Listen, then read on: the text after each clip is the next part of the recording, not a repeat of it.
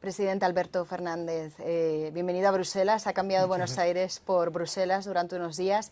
Se ha terminado la cumbre del CELAC y la pregunta obvia es, ¿qué conclusiones saca? No, muy positivas. Fueron 2 días interesantes de trabajo, donde pudimos hablar por primera vez claramente de objetivos entre Europa y América Latina y el Caribe.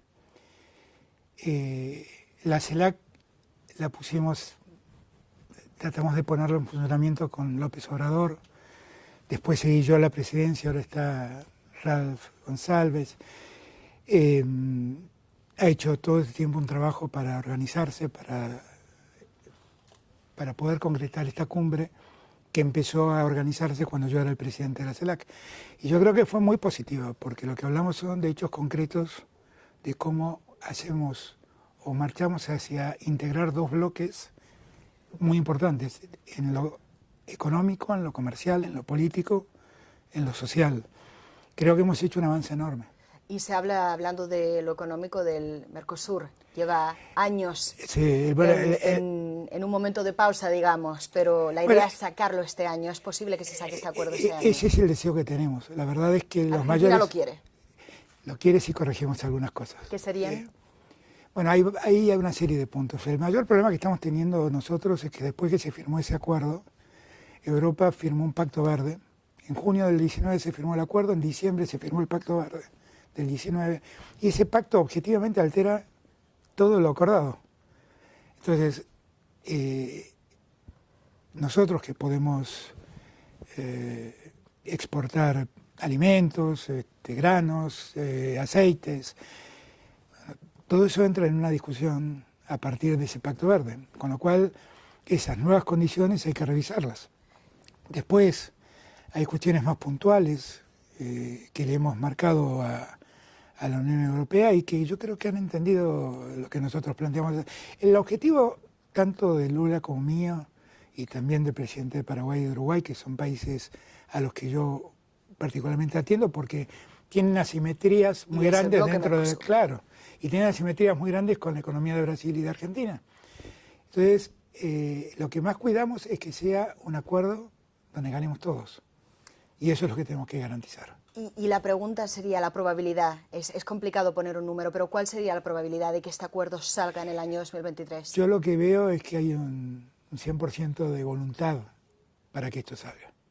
En verdad es que todos estamos haciendo el esfuerzo de revisar las cosas. Estuvo Ursula von der Leyen hace unas semanas en Buenos Aires, se reunió conmigo, le marqué todos los problemas que nosotros veíamos, se reunió con Lula, Lula estuvo más o menos en sintonía con lo que yo planteaba, y estamos trabajando ya para ver cómo resolvemos estos temas. Esto nos costó mucho tiempo en estos años, porque había como una suerte de incomprensión de parte de Europa de lo que nosotros decíamos. Y estaba claro que el Brasil de Bolsonaro no iba a sacar el Mercosur adelante. No, y además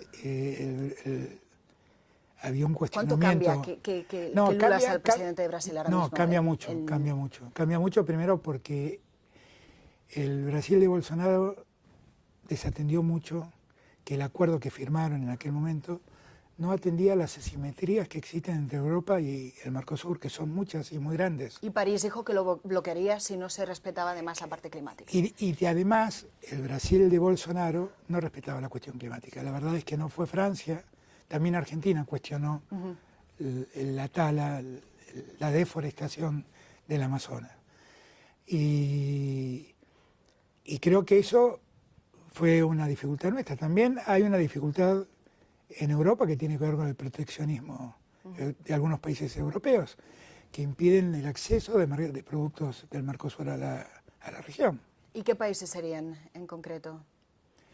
Creo que Francia es uno, me parece que Irlanda es otro. Sin embargo, tiene una magnífica relación con el muy presidente buena Macron. relación, sí, lo quiero, lo aprecio muchísimo.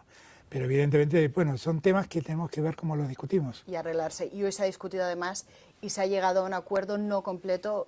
Nicaragua no se ha adherido al comunicado final, pero un tema que ha sido muy complicado de sacar, y lo sabemos por varias fuentes, era la condena a Rusia. En Europa, si seguimos la lógica europea, es Putin ordena la invasión de sus tropas a Ucrania, Rusia claramente es el agresor y por lo tanto tiene que ser condenado como tal.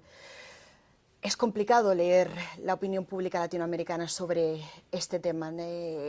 Hay un abismo en algunos países entre una condena rotunda y otra que añade matices. Si nos puede explicar a qué se debe, cuáles serían y se ha llegado a un acuerdo. Lo primero que quiero aclarar es que esta era una reunión de la Unión Europea con CELAC para ver la integración de estos dos bloques. Ocurre en un escenario donde hay una guerra desatada por Rusia y que transcurre en territorio ucraniano. Que Argentina condena. Argentina y la inmensa mayoría de los países de la CELAC. O sea, prácticamente todos los países de la CELAC votaron en Naciones Unidas la condena a Rusia por la invasión a Ucrania.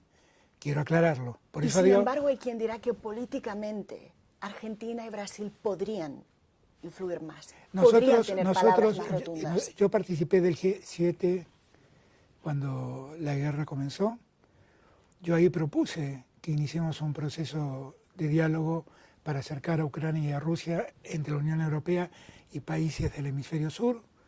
Me acuerdo que en esa reunión estuvo el presidente de la Unión Africana, el presidente de Indonesia, el primer ministro de India, y yo planteé que esa representación del hemisferio sur más la Unión Europea podía generar un diálogo que lamentablemente nunca se pudo generar. Todos creemos que hay que encontrar la paz cuanto antes, que esta guerra genera mucho daño. Los que más padecemos los efectos de esta guerra creo que es el hemisferio sur, porque nosotros padecemos el aumento de precios de los alimentos y el aumento del precio de los Y ayer Rusia ha suspendido el acuerdo de la exportación. Bueno, es un tema que nos preocupa muchísimo, porque eso afecta mucho a África, por ejemplo, donde evidentemente necesitan esos granos para convertirlos en alimentos. Y por entender cómo se vivió, digamos, dentro de la sala donde están reunidos, porque hoy hemos oído, por ejemplo, al presidente Boric, que dijo de manera muy clara, lo que nos tiene que guiar es el derecho internacional, y no hay duda que ha sido Rusia el que ha violado la integridad de otro país. Lo ha dicho de una manera, además, con mucha pasión. ¿Cómo ha sido la declaración de Argentina? Como presidente argentino, ¿usted cómo ha defendido su postura? ¿Ha usado esos mismos términos? Primer punto, quiero aclarar que no estuvo en el debate de los presidentes el tema de Ucrania. Quiero aclarar. Ese fue un debate que se ocurrió, debe haber ocurrido entre los que escribían la declaración. Pero nunca estuvo en debate ese tema. Nunca lo charlamos. Ahora, la Argentina ya condenó en Naciones Unidas, que es donde debe condenar la invasión rusa a Ucrania. Y la Argentina ha votado siempre con la Unión Europea en todos estos temas. ¿Y si el presidente Zelensky le invita a yo hablé con el presidente Zelensky, el presidente Macron me pidió que hable y hablé con él. Si yo lo que quiero es la paz, yo lo que no quiero es la guerra. ¿Y hablaría con el presidente Putin de darse la oportunidad? Pero he hablado también con el presidente Putin. Pero ahora, con los dos. En este caso. Todo lo que yo pueda hacer por encontrar la paz lo haría encantado. Porque esta guerra lastima mucho al hemisferio sur. Y se lleva muchas vidas humanas, y no quiero que haya vidas. A mí me resulta incomprensible que después de haber vivido una pandemia que se llevó 10 millones de vidas, a alguien se le ocurra desatar una guerra. Es algo que yo no entiendo, no cabe en mi lógica. Con lo cual haría todo lo que esté a mi alcance para tratar de conciliar a las partes y encontrar una paz legítima y duradera. Y hay una pregunta también muy interesante a la hora de atraer capital extranjero, no solo en Argentina, pero en general. Y la Unión Europea siempre habla de comercio, pero también valores en común. ¿Es posible tener valores en común con Estados Unidos, con la Unión Europea y con China, todo a la vez? Hay quien dirá que es un triángulo muy complicado. Y bueno, es que es el mundo el que nos ha tocado, es el mundo así se ha diseñado. ¿Se puede hablar con los tres? Bueno, con China se puede hablar porque con China se puede hablar porque es muy respetuosa de la posición de cada país y la verdad es que China no se entromete en cuestiones internas de nuestros países, esta es la realidad. Y tenemos nosotros, la verdad es que yo tengo que estar muy agradecido. Que China lo busca a través de inversión. Ustedes no tienen la impresión de que de alguna manera es una forma de injerencia. China, no abierta, pero no, es que no, la verdad es que yo nunca quiero ser absolutamente franco y justo. Yo nunca recibí una presión del gobierno chino a cambio de una inversión. Jamás, jamás. Y hay muchas inversiones chinas en Argentina. Jamás.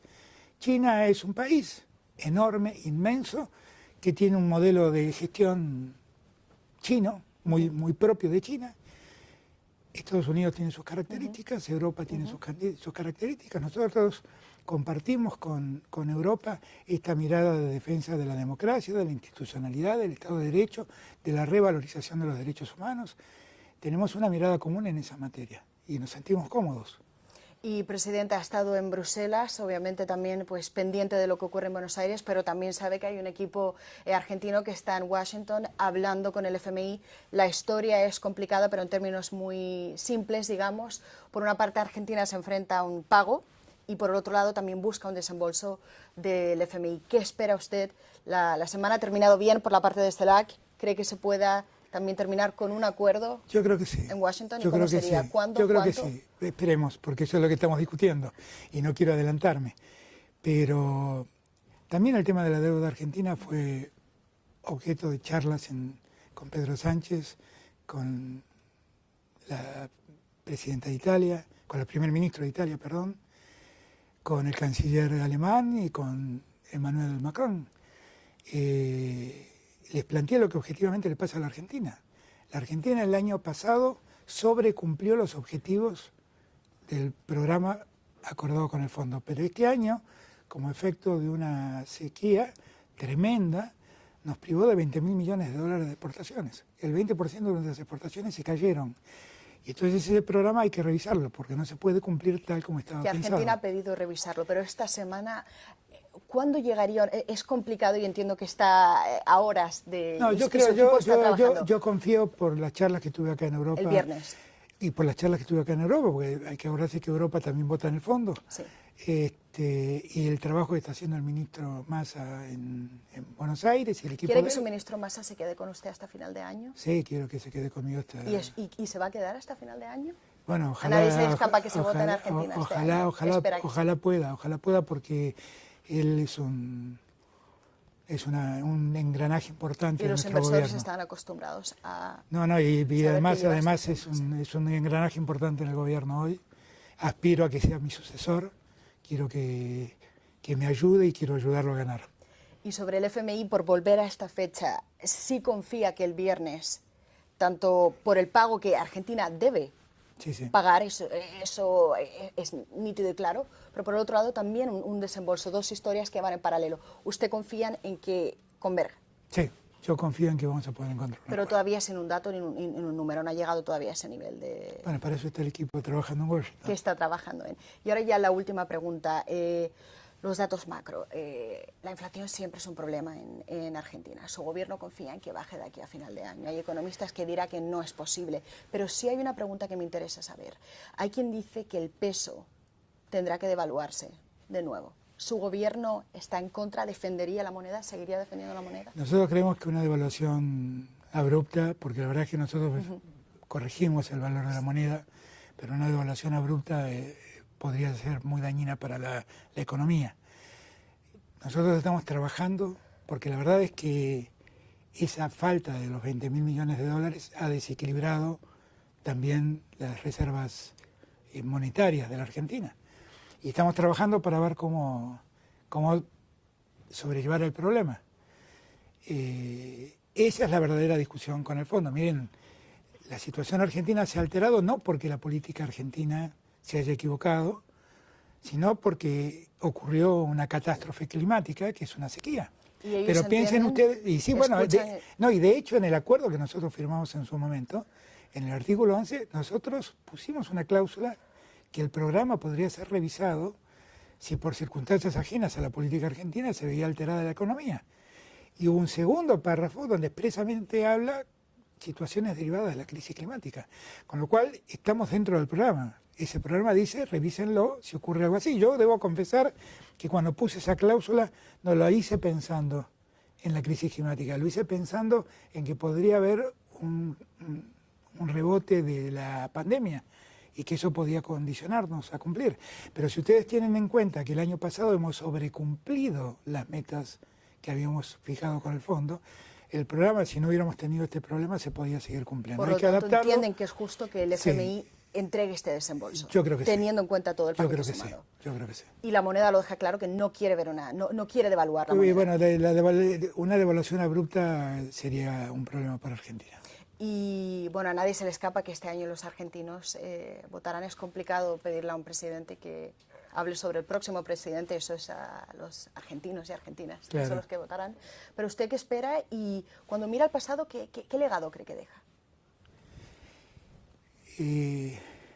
Yo creo que he sido un presidente que ha sido muy abierto, absolutamente democrático y ha sido muy cuidadoso de las instituciones, que ha trabajado con mucha honestidad, que ha vuelto a poner en el escenario del mundo a la Argentina, que había quedado muy al margen, que ha podido hacer crecer la economía en los 2 últimos años. Los 2 últimos años la economía argentina creció el 16%, que ha logrado generar trabajo.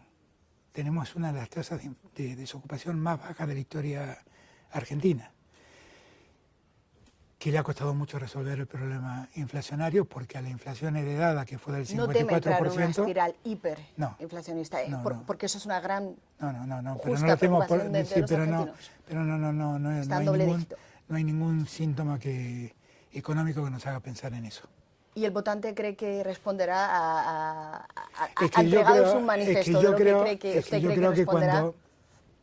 Cuando el votante tenga que pensar cómo fueron estos 4 años, va a darse cuenta que tuvimos que enfrentar la deuda que heredamos, que tuvimos que enfrentar una pandemia, que tuvimos que enfrentar una guerra y que tuvimos que enfrentar la peor sequía de los últimos años.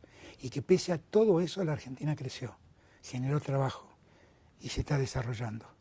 Ha vuelto a reinsertarse en el mundo. Yo creo que el votante finalmente todo eso lo va a ver. Y la campaña arranca pronto, Alberto Fernández. La campaña arranca pronto y espero que Sergio Massa me suceda. Y lo ha dejado muy claro aquí. Le agradecemos como siempre su tiempo un gusto. Y cambia Bruselas por volver a Buenos Aires ahora, pero bueno, la casa de uno siempre se echa de menos. Bueno, entiendo. La Argentina se echa de menos, yo la quiero mucho mi país. Pues ahí lo dejamos. Muchas gracias.